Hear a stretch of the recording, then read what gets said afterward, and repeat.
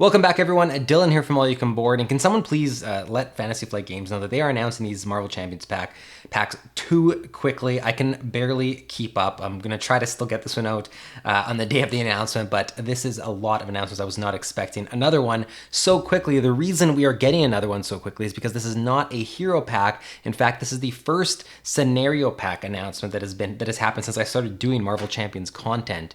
So this is going to be a little bit of a different video. I'm gonna go over individual cards like I would for a hero preview or a hero review, but I'm not necessarily going to go over every single one in the same detail or give my thoughts on every one, because it's different. You have to kind of take them, you can't just grade an individual card, because it's very much going to be the entire scenario as a whole and how it all works and which modular sets you have in there. So, and especially with this one specifically, that's going to be, it's going to be different every time you take it on, and you'll find out why in a second. So we will do this one a little bit differently, but I'll still put all the cards up on the screen and I'll go over most of them. I might just not give you my full thoughts in depth on every single card, but we're definitely going to speak on the set as a whole, the pack as a whole, because there is a lot to talk about. So I haven't mentioned already, this is the Hood. I am not familiar with the Hood as a character, I was learning a lot as I was reading this article in the first place. Basically what it seems like is the Hood is a scenario pack that's going to involve the Hood himself trying to gather gather villains together to create this sort of empire. So he starts off very small, but as he gathers these villains and increases his deck size, increases the cards that are available in his deck, it's going to get harder and harder. And because of his ability that's on his card, that's going to keep coming into play more and more and making your life more miserable. So really cool how they've done this thematically. Basically, this is going to involve modular encounter sets. So that's going to be a big feature in this set. It's going to be so involved, in fact, that every time you set up the Hood, you're going to be choosing a different set of seven modular sets from across your entire Marvel Champions collection. You can use the ones that come in the pack, or you can use other ones that have been released at different points in the game, and they're going to be ready on the side and slowly be added into the Hood's deck, and that's him building up his empire. So the thematics here are great. The fact that it utilizes so many different modular sets is great. The fact that we are actually getting 9 new encounter sets in modular encounter sets in this pack. So if you're looking for new ways to spruce up your existing scenarios or to add some variety to them, getting 9 modular sets is a pretty big deal. There's gonna be a lot you can do with those. There's a lot to talk about here. We're going to jump right in. I'm going to go into each of the cards and kind of give you my thoughts on them. And there is, you've probably seen it from the title of this video, the biggest feature of this pack, in my opinion, is the fact that we are actually getting updated versions or advanced versions of the standard encounter set and the expert encounter set. So basically, obviously, every single Marvel Champions scenario uses the standard, the expert encounter sets. That's something that's just always in the game, depending if you're playing on standard or expert. So the standard set especially is probably gotten a lot of mileage in your use and your playthroughs of Marvel Champions. And very interesting, we are getting Standard 2 and Expert 2, which are modular sets that can replace standard and expert when you are setting up any scenario in the entire game. I find it very interesting that we are getting those packs in a seemingly random scenario pack, the Hood, whereas you'd almost have expected those to come packaged in with a revised edition of the core set, or a bigger expansion pack as a bigger feature. But to get it in this scenario pack is surprising, to say the least. Well, we're going to talk about it a little bit more as we get into them, but a very, very cool addition. That's probably going to be one of the most exciting things about this pack for a lot of people, and might be what makes it a must-buy for you. So without further ado, see, I can barely talk because I'm scrambling so much to get this video out. Let's jump right in. I'm going to go over all of these cards, some more detailed than others, and we'll talk about what we're going to get in this pack. All right, no better way to kick things off than with the Hood Stage 1 card itself. This is a 1 scheme, 1 attack villain that has the special ability Foul Play. It's special because only a certain thing is going to trigger it, and it's triggered in multiple different ways. The ability is you're going to discard the top card of the encounter deck, and if that card does not belong to the Hood encounter set, you're going to deal it to yourself as a face-down encounter card. So the way this works is that basically at the start of the game, and I'm going to put up another card right now, which is the beginning of the main scheme, you see here that basically when it's revealed, you're going to choose 1 set-aside modular encounter set at random and shuffle that into the encounter deck. Now this is because at the start you're going to choose 7, I believe it's 7, yes, modular encounter sets. I should have shown you guys this one first. I'm showing you guys the second main scheme. I'm realizing I should show you the first one. Let's put the first one up on the screen. So the first one is choose 7 modular encounter sets and set them aside. You may choose randomly. Choose one of those sets at random and shuffle into your counter deck. So there's going to be 7 encounter sets that you've chosen, either randomly or ones you've decided you want to take on in this scenario, and one of them is going to get shuffled into the Hood's deck. So you're going to have one of those additional things, and foul play is going to only trigger when those ones are drawn, which obviously is more limited. As we've seen here, I teased already ahead of time, with the second part of the main scheme, you're going to slowly be shuffling more of these encounter sets into the main deck, which means you're going to have more and more of encounter cards that are not from the Hood's set itself in the deck, which means that foul play is going to trigger more often. And there's multiple things that trigger foul play. So this is the idea of him building up his crime syndicate and adding in different villains and different, criminals and everything into the main deck. So thematically it works really cool. And this is also a very new mechanic in that sense that we've never seen before, where you can basically choose any 7 encounter sets, which is a ton of variety for the Hood scenario pack. I mean, you can make it really difficult for yourself. You can make it easy. You can make it somewhere in the middle. You can do it randomly and just take things on and have a very different experience every time. I feel like this is going to be a scenario pack that offers a ton of variety, which is really, really good because it'll add to the longevity of it. And basically, you're just going to be adding them in over time and having to deal with whatever happens to come out. So very cool. Obviously, I've shown you the 2 parts of the main scheme. I don't know if there's a third main scheme or third main scheme. I haven't looked at all the numbering here to know if it's just the 2 or if there's a 3, but needless to say, there are other ways to shuffle these encounter sets in to the deck. So that's sort of the thematics of the Hood and how it all works. Let's jump into some other cards, and I'll kind of go over other mechanics and other things you're going to see in the scenario pack. All right, so let's first look at one of the cards that's going to trigger the foul play ability that's on the Hood. So the first one here is Established Dominance. This is an attachment that attaches to your identity. It's pretty nasty. So now as a force response, every time the Hood activates against you, his foul play ability is going to trigger. So this is one of those ways that's going to trigger, but it's also difficult because it's not super easy to get rid of it. To get rid of this, you have to go to alter ego form, and you have to exhaust your identity and place 2 threat in the main scheme to be able to discard this card. So that's a pretty steep cost to do. It's going to really slow you down, really limit everything you're going to be able to do, but you're going to want to do that as soon as possible. Otherwise, that foul play ability is going to constantly trigger. If it's in this early stages of the game, when maybe you don't have a lot of encounter sets shuffled in yet, you might be able to get away with keeping it in play for a bit, but as soon as 2 or 3 of those are shuffled in, it's going to get out of control pretty quickly, and you're going to have a lot of encounter cards being dealt to you if you don't deal with this. So it's cards like this, they're going to make the foul play ability pretty nasty, and something you're constantly managing. So I think that's pretty cool.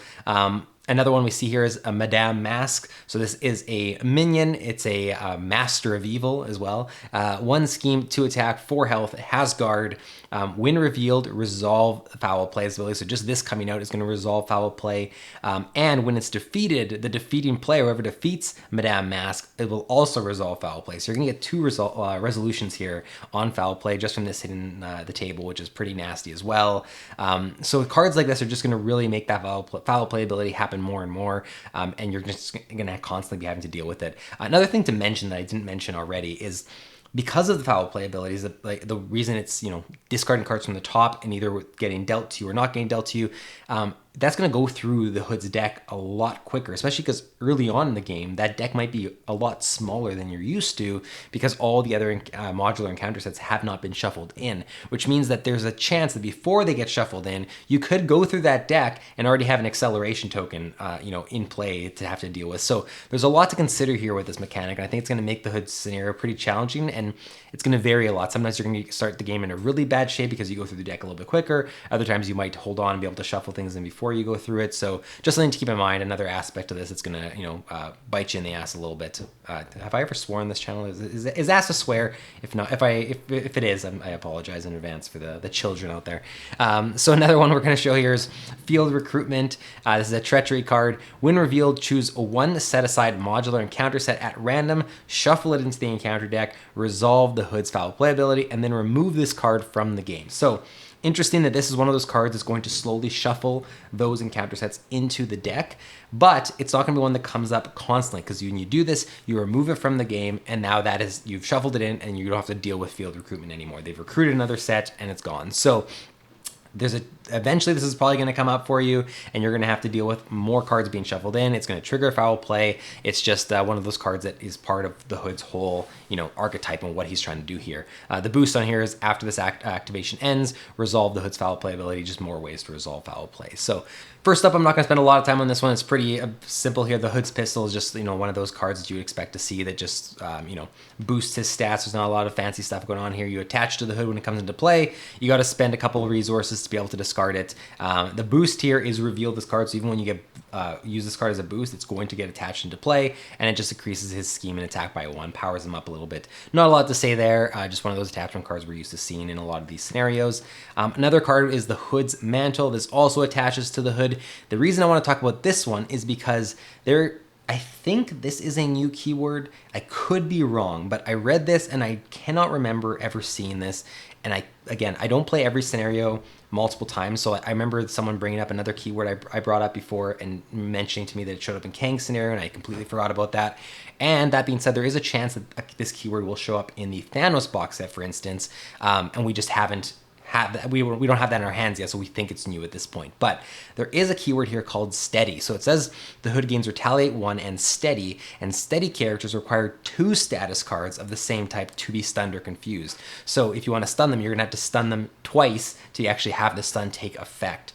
Very interesting. Again, I don't think I've seen this anywhere. Let me know if I'm wrong, and I'll probably be like, oh, you're right, it was here, and am completely forgetting. But I really like this status. I really like that, there's a lot of villains in the game that I think it's called Stalwart. They just can't be they can't be stunned or confused. But if they want, this is that middle ground where they can make scenarios that are they can be stunned or confused, but it's going to take some extra work. So you can't just come up with an easy strategy to sort of stun lock them or confuse lock them. If you're building a deck around that, you're going to have to be ready to basically double what you're doing to be able to constantly get it done. So really, really like that. Again, let me know if I missed that keyword before, but I think it's new, but we'll know for sure pretty soon. Another card we're going to look at here is Upper Hand. So this is a treachery card. When revealed in your alter ego form, the Hood schemes, resolve the Hood's foul play ability. When revealed in hero form, the Hood attacks you, resolve the Hood's foul play ability. Again, more ways that foul play ability is constantly going to be resolved. It's going to affect you whether you're in alter ego or hero form.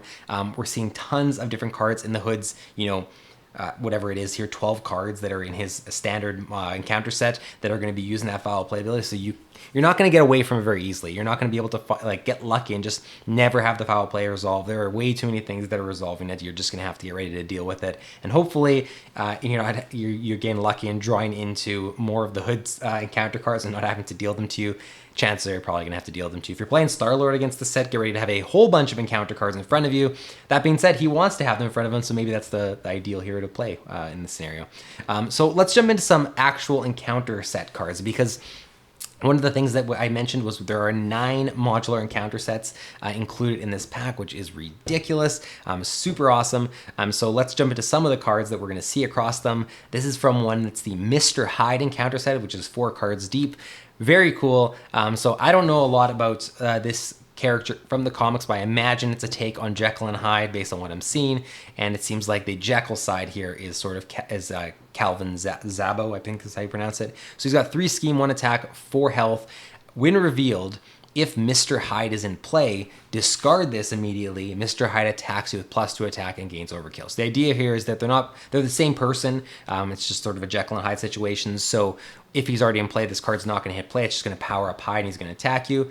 If he's not in play, when this is defeated, when you defeat Calvin Zabo, Zabo, one of the two, search the encounter deck and discard pile for Mr. Hyde and put him into play, engage with the player who was engaged with this card. So when this hits play, you're not just dealing with just Calvin, you're also going to have to deal with Hyde once he is defeated, and Hyde is a pretty nasty card. So Mr. Hyde has 1 scheme and 3 attack and 10 health, massive amount of health, and when revealed, if Calvin Zabo is engaged with the player, discard it, Mr. Hyde engages that player instead. So if this gets drawn when he's in play, this just sort of flip, and you have to give Mr. Hyde a tough status card and deal 1 damage to each hero and ally in play. So this is going to be a tough one to deal with all that health and the 3 attack. You're going to have to, either soak up a lot of damage if you can't deal with this very quickly because the 10 health is too much, or retreat to alter ego form and just have to deal with the 1 scheme, which is a little bit easier. Another card to talk about in this set, because like I said, there's 4 cards deep, is Self-Experimentation. This is an interesting side scheme. So When revealed, search the encounter deck and discard pile for Mr. Hyde and reveal him. So this side scheme brings Hyde into play. Forced Interrupt, when a brute enemy would take any amount of damage, remove that much threat from this scheme instead. So if you are unable to deal, and this does have 5 threat per player when this is in play, so it is a decent amount. When this is in play, you can still remove threat from it as normal, but any brute enemies that are in play that you might be attacking, the damage is not going to get dealt to them. Instead, it's just going to remove threat from this scheme. So if you're in a situation where you have some brute enemies in play and you want to deal with them, and Mr. Hyde is a brute enemy, so that's sort of where this comes into play. Not only does he have 10 damage, but anytime you deal damage to him, it's actually taking threat off here instead and leaving him at full health. So having Self-Experimentation and Mr. Hyde in play, which will happen very often if you draw this, is pretty damning. You're going to have to really get things under control and pretty much ignore the villain for a bit to be able to deal with everything that's on the board. I really like this encounter set. It seems to be challenging. We've seen 3 of the 4 cards that are involved in it. I don't know what the 4th one is, but really, really cool so far. Another one, this is a set of 4 cards. They didn't show us the individual cards here, but I do want to show you that the Wrecking Crew, that is its own actual scenario pack in the game, is going to be its own modular set now in the Hood pack as well. So we're going to get the entire Wrecking Crew with Bulldozer, Wrecker, Piledriver, Thunderball, all in its own modular set that can come into play with the Hood, which is kind of cool. We're seeing some of the characters we've already seen in other packs or in other modular sets make their way into this pack with a new coat of paint, I should say. So very, very cool. I won't go over all these because some of them are still covered up and I don't want to cover them, not in full here. The only one that we can see in full is Thunderball, and he's got Villainous. He's got a forced response that is after Thunderball attacks you, deal 1 damage to each creature or each character you control, and he has 7 health, which is pretty nasty. So we don't know all the stats on all of them, but I just think it's really cool that the Wrecking Crew is in the game. Okay, let's move on to some more cards. So there's another modular set called Sinister Syndicate, and we got a couple of different minions revealed here. So Boomerang is one of them. He's got 2 scheme, 1 attack, 5 health. Force response after Boomerang attacks you, deal 1 damage to each ally you control. Really bad. Obviously, if you're have a scenario where you're using a lot of allies to sort of protect you or to use their abilities, whatever the case may be, the fact that he's only attacking for 1, but every single ally is getting dealt 1 damage, that could be pretty bad, especially if you have a lot of low health allies that are supposed to be for blockers. It could completely ruin your strategy. The boost here is deal 2 damage to a single ally you control, also not good. Boomerang is literally just about destroying your ally board. So if you're coming into this scenario with a leadership deck or something built around a lot of allies, seeing Boomerang come out is not going to be good. But I like that there's sort of this counter to the ally deck. I think it'll be, if you're playing with a lot of allies, if you want to be fair to yourself, probably put the Sinister Syndicate in when you're playing the Hood, because this is going to be that counter against you and give you a really, really good challenge. So I like Boomerang a lot. I think he's going to be pretty tough.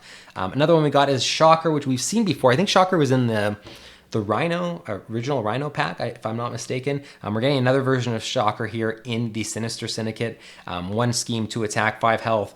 Forced response after Shocker is attacked, stun the attacking character, also pretty bad. To get rid of him, you're probably going to have to attack with someone. They're going to take a stun for having done that. If you don't finish off Shocker, if you were playing solo, for instance, you're now stunned. You have to remove that before you do another attack. Pretty bad. And the boost here is just stun the character you control at the highest attack value, which is also really bad. Overall, Shockers are pretty nasty one too. I like that these cards and these encounter sets seem pretty difficult. I'm really excited to play with them. I think even beyond the Hood, we're going to get a lot of challenge with these being introduced, and there's so many of them, like I said, with 9, that you're going to see them pop up in a lot of different things. So very cool. The last one we're going to look at as part of this, or actually this isn't even Sinister Syndicate, actually. This is Crossfire's Crew. So this is another encounter set. I got carried away. I thought it was part of the same one. This is Crossfire, obviously, which I believe, I don't even know where Crossfire fits in the comics, if he's a Hawkeye villain or if I think I'm mistaking him with Bullseye. I think Bullseye is the Daredevil villain, but correct me in the comments if I'm wrong. I think Crossfire might have even popped up as the nemesis of Hawkeye, if I'm not mistaken. I think we've seen Crossfire before. I'm pretty sure it was the Hawkeye pack. Let me know if I'm wrong. Either way, 2 scheme, 2 attack, 4 health. Quick Strike, when Crossfire attacks, he attacks the friendly character with the fewest remaining hit points. That attack gains overkill in range. So if you have someone who's low on health, he's going to try to take them out regardless of what you want to try to do here. Pretty neat, but overall with 4 health, I don't think it'll be too hard to deal with. Not as, I think out of the 3 we just went over with Boomerang, Shocker, and Crossfire, he's probably the least scary of them all, but that being said, still pretty powerful. there's a lot of encounter sets we're getting here. We're getting teases of each one, but again, some of these have like 7 cards in them. So there's a lot that's going to still be unveiled. I think they say in the actual article that overall it's a 78 card scenario pack. So a lot of cards we're getting here. So I think there's a lot to be excited about. But another one we got here is Ransacked Armory, which is going to have 7 cards. I'm guessing the armory is just going to be a whole bunch of different weapons that are attachments for the villain or for different minions, which is kind of cool. This one is Flamethrower. So this is a tech weapon.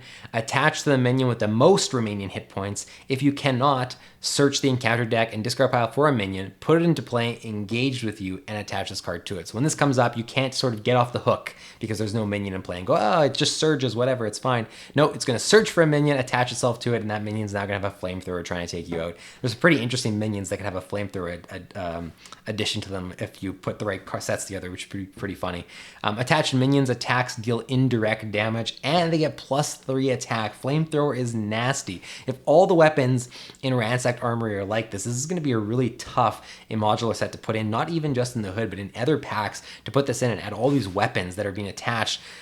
There's not even, I'm realizing now, there's not even a way to discard this. A lot of attachments have like, use a couple different resources to discard them, to get rid of them. There's no way to get rid of this. So when this is attached, you got to defeat the minion, and that's it. I guess because it's not attached to the villain, it's not a case where you have to have it on for the entire game. But still, if this gets attached to a big minion, you're going to be in a world of pain with 3 extra attack, indirect damage, and the fact that there's no way to remove it. So very, very cool. Moving on, we have another one that's called State of Emergency, not the card, but the actual modular set. And the one we're getting shown here is Citywide Crisis. So Citywide Crisis is when revealed, resolve each when revealed ability on each side scheme in play. If no when revealed ability was resolved this way, place 2 threat on each scheme.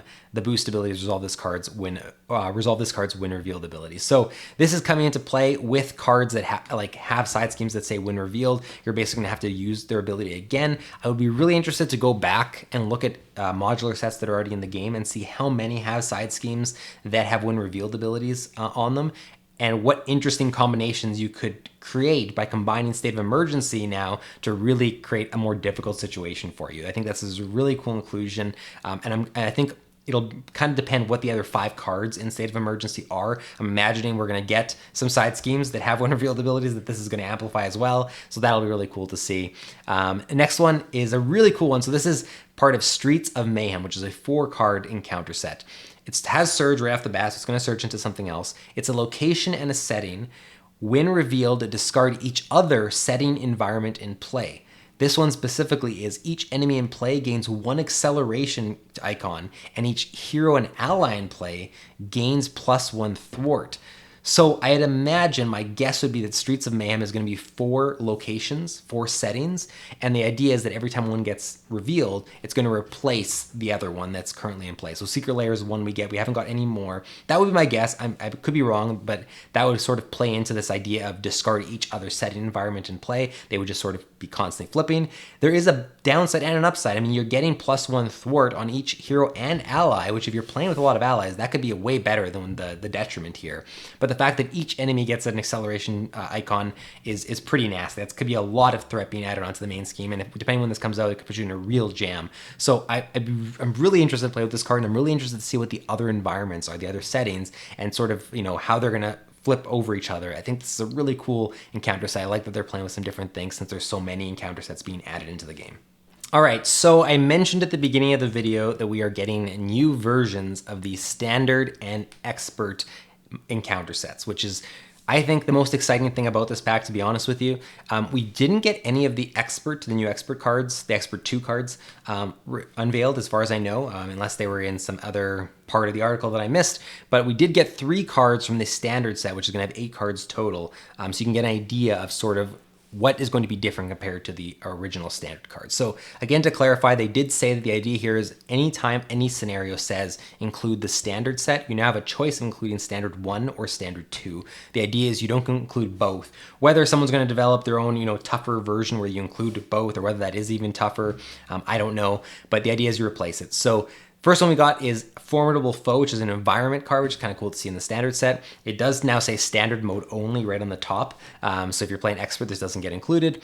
This is permanent. This is part during setup. This gets put into play. the villain gains steady. That's it. So for the entire game, the villain has steady. It'll always take 2 status cards of the same type to be stunned or confused. Now, think about that. This is going to, if you decide to play with standard 2 always, if you just decide, hey, I've played enough of standard, I'm going to play standard 2 all the time, that means that every single villain for every single scenario that you play will permanently need 2 status cards to actually get stunned or confused. I have to think this is a response from Fantasy Flight Games to the fact that so many strategies and so many decks that have been crafted and do involve stun locking or confuse locking. It's a pretty strong mechanic to figure out a way to do, and there's so many ways in the game now to sort of build that strategy that it's just an easy thing to do to sort of combat some really tough villains. The fact that you now have to do, it's not impossible to still stun them or confuse them, but you have to do 2 status cards to be able to do that permanently. This is always out, it's done during setup and it's permanent, is really, really cool, and that makes this standard set, in my opinion, already more difficult than the original standard set, which is sort of what they're going for in terms of difficulty level. So I really like this. Very, very cool addition. The other one we got is Dark Dealings. This is when revealed, the villain schemes with +1 scheme. The boost is give the villain 1 additional boost card for this activation. So nothing crazy over the top here, but again, this is the standard set, but scheming with +1 scheme compared to the original standard set, which I think is just normally just the villain schemes. This replaces that and adds +1 scheme, makes it again more challenging, more difficult. If you're looking for that extra challenge, if Ronin wasn't difficult enough, if you're like, man, I beat Ronin every time now and it's just not even a challenge, like why do I even play this game anymore? Perfect. Put in the standard set. He'll finally be a challenge for you. He'll probably actually win some games against you. You won't just crush him every time. This is exactly what this is put into the game, right? Next one is, and the last one we're going to look at is Total Annihilation, which has some really, really solid artwork. I think this is Carnage on the artwork, and I love it. This is a Treachery card. It has Surge right off the bat. The villain attacks you. The attack gains Overkill. Again, this is replacing, I'm forgetting the names of all the cards, but from the original standard set where it would come up and it was just the villain attacks you. Now, not only do they attack you, they gain Overkill on the attack, and the villain that has a boost that if the villain is attacking, this card gains Overkill for the boost icon as well. So very, very cool. Again, I think honestly the standard, that's all the cards, by the way, so we're going back full screen here because there's nothing else to talk about card wise. I honestly think that I'm sure there's going to be a little bit of discussion. I don't want to say controversy, but there's going to be some discussion about the fact that you have to buy seemingly a random scenario pack, the Hood, to get such an important advancement in getting a standard 2 set and an expert 2 set, because both of those are going to change the way you play Marvel Champions a little bit. If you use standard in every single standard game you play, use expert in every expert game you play, and those being flipped to now be tougher versions can make every single scenario you currently own that you're playing more difficult. I think that's invaluable. I think that that's something every player should have, and to get it, you're gonna have to buy the Hood scenario pack, which seems kind of random. I don't necessarily know what the better option would have been here. I mean, you could have included it in an expansion box, but then you're demanding more money of the players to do that. So I appreciate that we're getting it in the cheaper version and not the Thanos pack. It makes more sense to come here in terms of accessibility for players. It's just a seemingly random inclusion in some ways, but it doesn't make it any less awesome. I think that that's the most exciting part about this pack. Obviously, you get an entire new scenario, a bunch of modular sets. I think my first impression of this is that if you're looking as a new player maybe not a new player, but a player who's played some games and you're still somewhat fresh into the game and you're looking for a new scenario pack to buy, it's going to be hard to argue with recommending the Hood because it gives you so much for the value here. I mean, you're getting a brand new scenario. You're getting 9 modular encounter sets that now you can use across all your games, and they seem very, very unique too. And you're getting standard 2 and expert 2, which is again an invaluable inclusion to really up the ante on your games and be able to modify difficulty on the fly in different scenarios. So first thoughts, I am pumped about this. It might not be as unique as I was hoping from a scenario standpoint. Obviously the modular sets and the way that they get added to the deck is unique, but I was kind of hoping, since there had been such a gap from us getting scenarios, that there would have been something really wild in here, especially because we're going to be getting already 5 new scenarios in the Thanos box. We're coming off a lot of villains. That being said, still sounds very fun to play. There is uniqueness here. The way that they've counteracted that slight disappointment for me is the fact that all these modular sets and the standard 2 and expert 2 are included. So I am really pumped for this. It's an automatic buy for me, obviously, even aside from me doing content. This is something that's going to just change the way I play Marvel Champions in general. And if you're someone looking to shake up your Marvel Champions experience, this is going to be hard to argue. It's going to be one of those ones that ends up being on a lot of buying guides and stuff, saying there's no better way to sort of refresh your Marvel Champions experience. So very, very cool. I'm pumped about it. Let me know in the comments what you think of the hood. From a character standpoint, from a thematic standpoint, from a card standpoint. What do you think about Standard 2 and Expert 2? Did that catch you off guard? Are you as excited as I am for those? Yeah, let me know all your thoughts. I'd love to hear them, and we'll discuss them as always in the comments. Otherwise, thank you so much for watching. I need a break from all this Marvel preview content. If FFG, if you're watching this video, if you watch any of my videos, please give me like a 2-week break here. Just give me like 2 weeks. I've got a Thanos set coming out next month that I'm gonna have to do a bunch of content for. You have revealed a lot of stuff. Give me like a bit of a breather here. That's all I'm asking. Just a tiny, tiny breather. If you could, that'd be great. Otherwise, thank you so much for watching, guys, and we will see you in the next one.